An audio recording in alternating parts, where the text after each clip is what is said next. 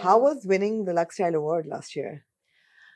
It was... Did you expect it at all? I did not. No. I did not, you know. Although you've been nominated several times. I've been nominated. Yeah. But no, I didn't. For me, it was so much so, don't put too much emphasis on an award, because even before that, I was doing what I love to do. I love modeling. I love the arts. I love expression. And I had that opportunity to do it. So I wasn't really missing out on much. Right.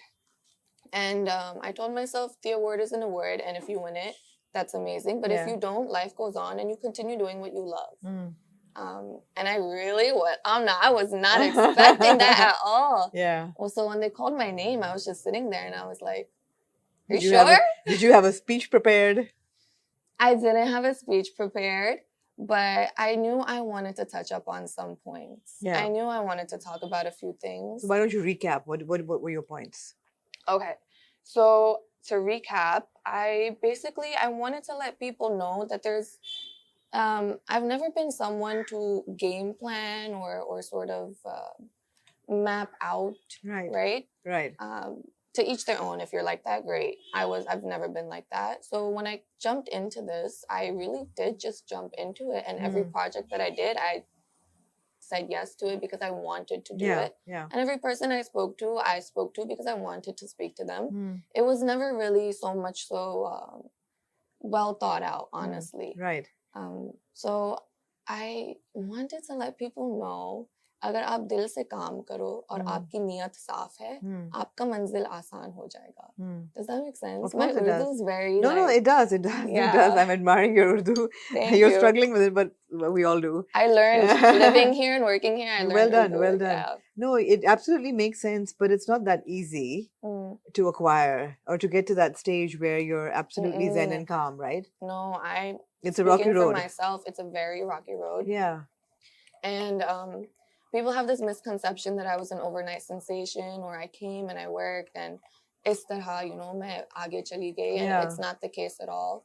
I make it a point to tell people that any type of work field that you go into, you have to put your days, months, years, your hard-earned effort, energy, love into it. Right. And that's how you go far. Right. I really, really do believe that. Is the fashion industry of Pakistan a good place to work in these days, today? It's improving, it's progressing, and I really love the new lot that's coming in right now because they're very much so professional. Which is who? The younger generations that are coming in. The new photographers, the new models, the stylists, anybody that makes fashion. Those people that are coming in, they're bringing a sense, just fresh air, you know?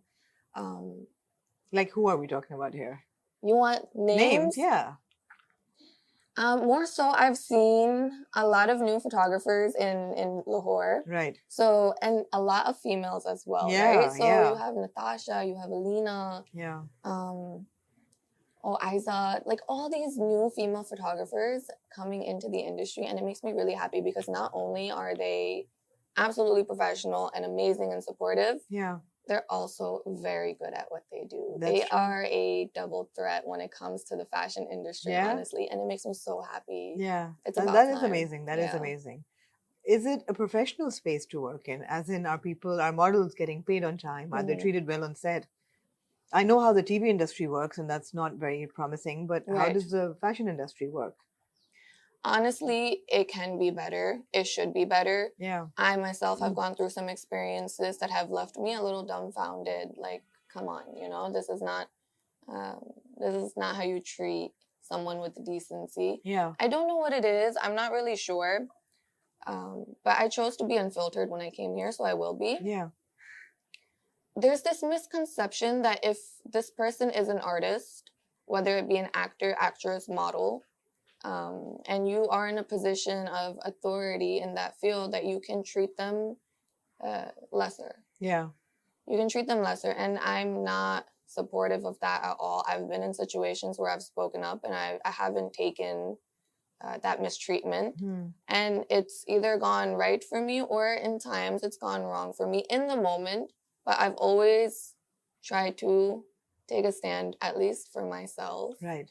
I do also love taking a stand for other. I think मैं ज़्यादातर लोगों के लिए इतना stand लेती हूँ. मैं अपने लिए इतना नहीं लेती जितना लेना चाहिए. But no, I don't, because I'm in this situation. I am an artist and I am a model. So seeing other people being mistreated and seeing myself being mistreated, it doesn't sit well with me at all. Right. Pay us on time.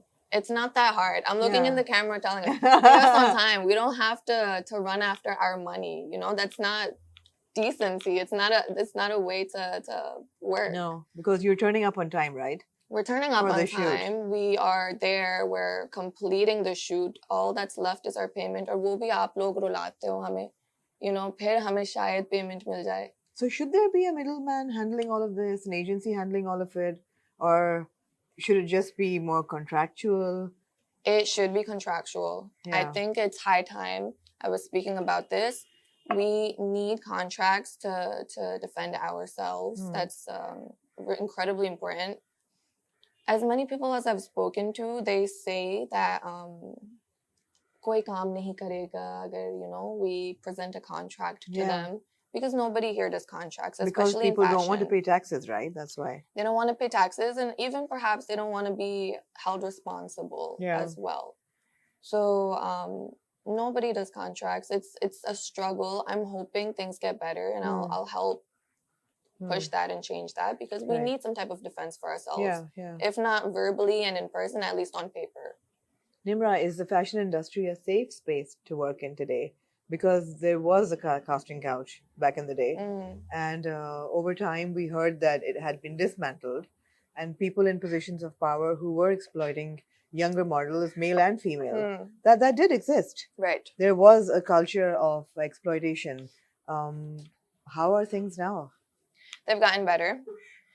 I believe in here in Pakistan, I came at a fairly better time. Yeah. I still saw that side of the industry, even though it was slowly fading away. I was there when it was fading away. I was pretty new. And I'm seeing this side again, the new generation that's coming in, and they're not really tolerating any type of mistreatment. Good. So I'm seeing that, and it's very refreshing. Yeah. Having said that, I've made it very clear on myself, and I don't judge other people, but for myself, I've made it very clear that I won't be doing casting couches, and I won't be put in that situation either. Yeah. There are still, unfortunately, some people in the industry that are still working, and they're still being supported by others, even though they've supported that side of the industry, you know, the casting couches, the exploiting new talent, or exploiting talent in general and artists in general, and I don't support that. I put my foot down when it comes to that. I don't work with these people. I don't work with these people, and I don't need to work with these people. And I also make sure, as a woman myself and as an artist here, that I tell people what's going on. It doesn't sit well with some people sometimes, but I don't care. I would rather you, as a female, as a model, as anybody in the industry, know that, hey, these are the people that have done this, that are doing this, and you need to be careful. That's the situation. And you're vocal about it. I'm very vocal about it. Good. Yeah. Good. Taking things to a slightly lighter note. Yeah. It was too serious. It was no, but it was important. These things are important. Yeah. Because again, so many people write to me, and they want to send their portfolio, and they say, give us, who do we talk to? We want to start modeling. Please promote us, you know. Yeah. They need to know. And the more aware you are when you step in, the better it is. The better it will be for you. Exactly. Yeah. Absolutely. So what is the long-term game plan for you? Because a lot of models get into entrepreneurship. They start small businesses. Mushk already has a candle business. A lot of models get into television and acting. And you have learned how to speak Urdu. So is that an option? What is your game plan?